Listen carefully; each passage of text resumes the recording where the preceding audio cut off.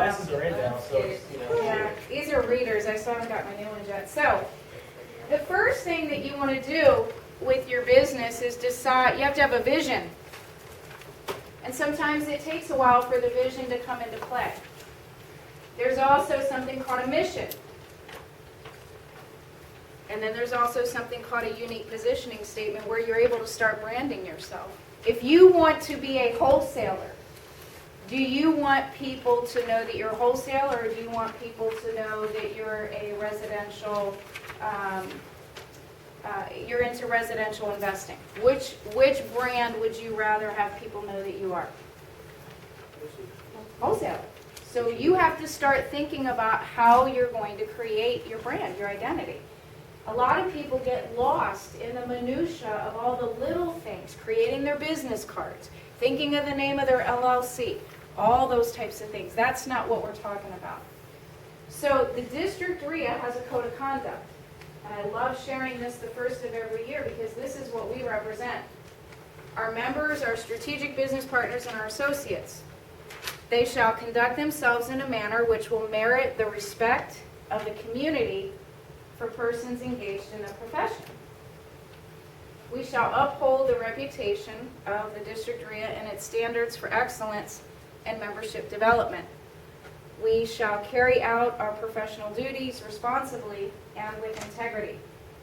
We shall not personally provide advice outside of our accepted areas of expertise, but rather we shall delegate such to appropriate specialists.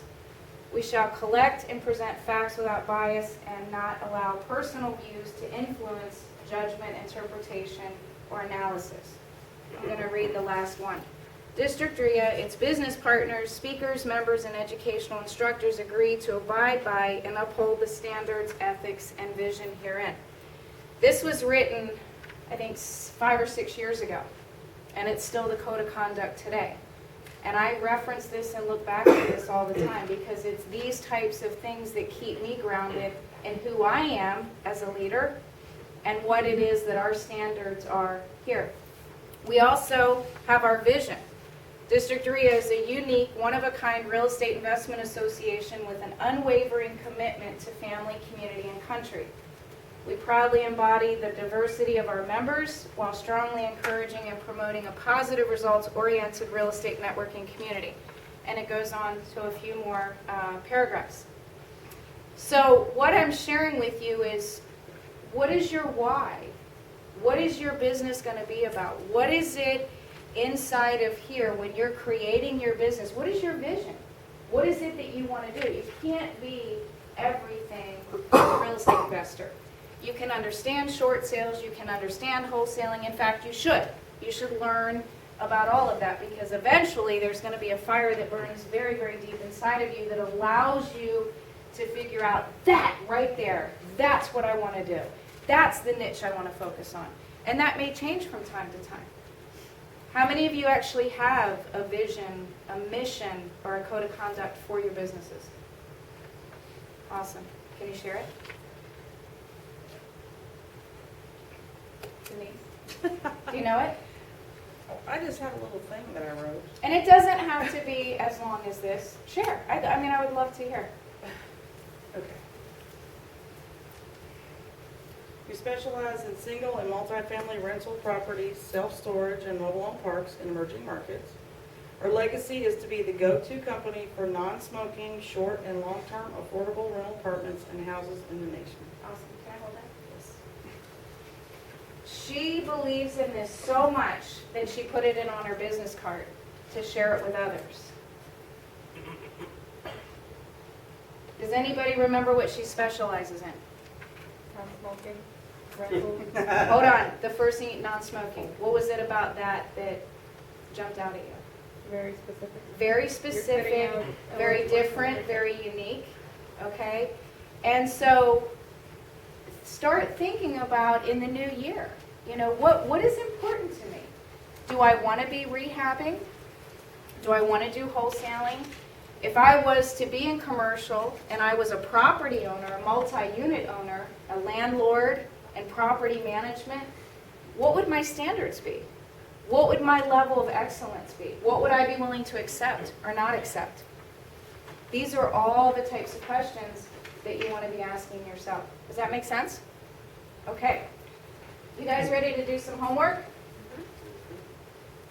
Did you want to say Yeah, I was just going to add to that. The reason why it's important to be specific is because if you can, starting today, looking forward to 2013, if you can really narrowly and specifically target what you want to do for 2013, the types of deals you want to do, the types of investments you want to get involved in, for example, buy and hold investments, that's one category. Even further drilling down, maybe it's multi-unit. Even further drilling down, maybe it's, affordable housing apartments. Or maybe you want to be involved in multi-unit, class B or C properties in certain markets. So the more you can be specific, the more you can be clear with what you want to do and the vision you have, the more you're going to align with other people that have the same specific goals. So now when you're talking to commercial brokers or you're talking to lenders, you're now all talking the same language to the same people with the same specific common purpose. And now what's been eluding many of you saying, well, I don't have people contacting me with good deals or good leads, or there doesn't seem to be a lender that I'm aware of that has financing for my type of deals. That'll all come together because you'll be so specific in your purpose, you're only going to wind up attracting other people with the same specific focus. As opposed to, if it's all over the place, you'll find yourself just being blown with the wind, talking to people that have disparate purposes, and then you really won't be focused on actually getting results. So the more specific you can be, the faster production will appear for you, because you're going to be concentrated in people and networks that are going to be helping you accomplish a common goal. Because if someone's a commercial lender focusing on multi-units, they don't make money until you make money, right? But if you have someone that's doing loans for condos, for retail strips, for private equity deals, then they're going to be putting noise in your mind on a daily basis, a weekly basis. And the more you get distracted with these shiny objects and things that aren't your focus, the less you're going to be efficient and productive in getting deals done. I learned that the hard way my first 2 or 3 years in real estate. I was too busy trying to do too many types of deals, because you get all this education and you can do short sales, you can do pre-foreclosures, you can do this deal or that deal. But should you do it? Or should you just focus on what you are focused on? And the answer is the latter. Just be as specific as Denise and just be all about it, 24/7. Your networks, the people you talk to, what you eat, sleep, breathe, what you read, everything should be that. But it's okay to change that. Yeah, it's okay to change that, but you just I've have done that several to times. stay Laser focused on focus. what you're focused on. Yeah. That makes That's sense? why, Go ahead, Denise. that's why I also put on there the specific markets on the back of my Mhm. card too, because I decided that's what I want to concentrate on right now, so I might as well, just like you said, find those people, instead of being broad, Absolutely. like. Yeah, this is awesome. So, I want to come back to something that Andre said, but let's talk about this for a second. How many of you have a business card for your business, for your real estate business? Okay.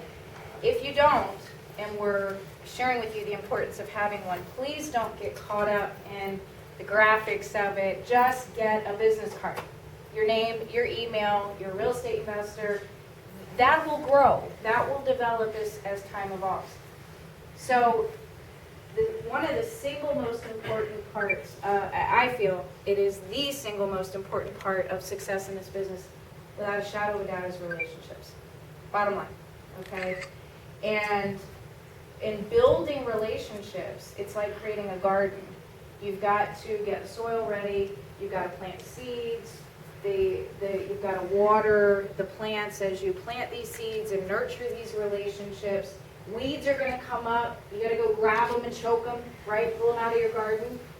And some of them may die off, or the corn may not get as high as you wanted it to get. And the actual harvest that you go to collect it falls apart at the last minute because there's a drought. I mean, these are all things that happen in our life, right? And so when you're networking and you have business cards, this is what most people do. Hi, Anna, Tammy Phelps. Ah, There. Do you have a card? Just like this. Do you have a card? Back there, hon. Perfect. It goes right in the back pocket, and that's where it stays. Right? Seriously. Is that right? All right. Now, the next biggest obstacle and downfall that most people make is that within the next 24 hours, you are not following up with every single one of those business cards and contacts that you make. But how many times do we say guilty and I'm just as guilty? Well, yeah, but I'm not really interested in that right now, or I don't really know this person, but you don't know who this is. You don't know what this person could bring to your life. You don't know what opportunities this person has, correct? I mean, I've just met Anna and Chad for the very, very first time tonight. I don't know them. But it's also important in building relationships. Initially, it doesn't matter to me what type of real estate they want to get into. I'll get to know that. What is the most single, without a shadow, without important thing in building a relationship? Get to know who they are. Integrity? Get No, to you know- just said it. Get to know who they are. Get to know who they are as people. Who are they? This is called FORM, form.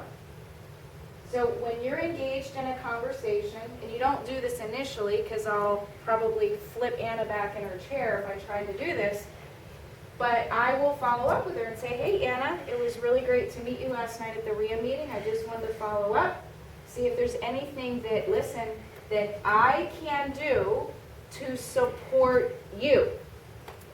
I make it all about her, not me.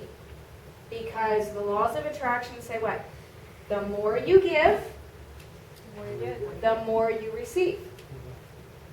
Anna, my name is Tammy Phelps. I'm buying an apartment building, and I was just wanting to know if you had any money to invest. What is she going to say? No. No.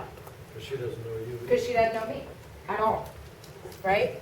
So sometimes, most of the time in life, building relationships takes time.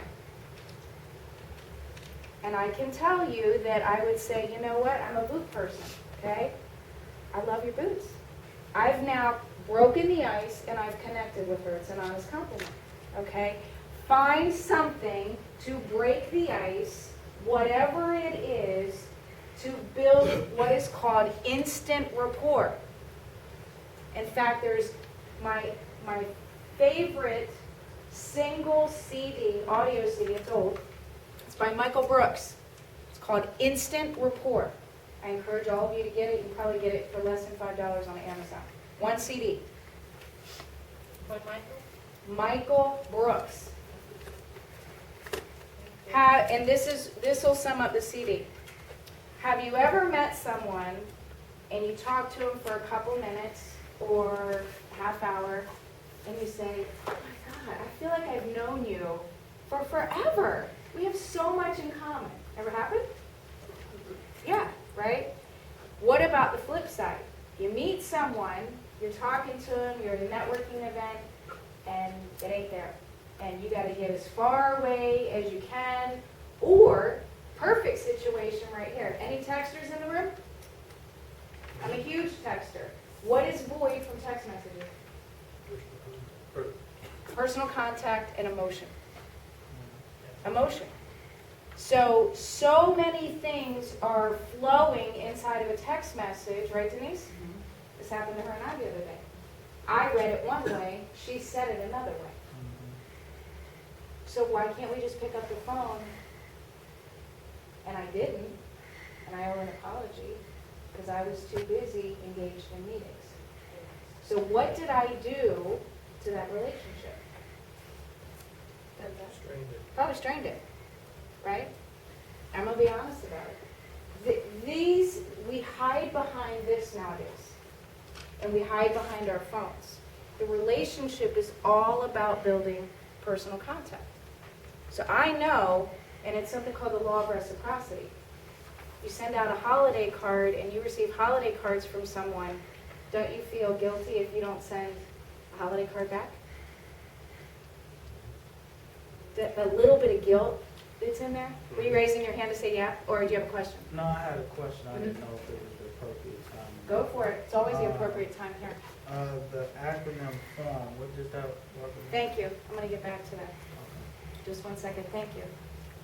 So it's really, really important to nurture these relationships. They take time. When's the best time to start? Now.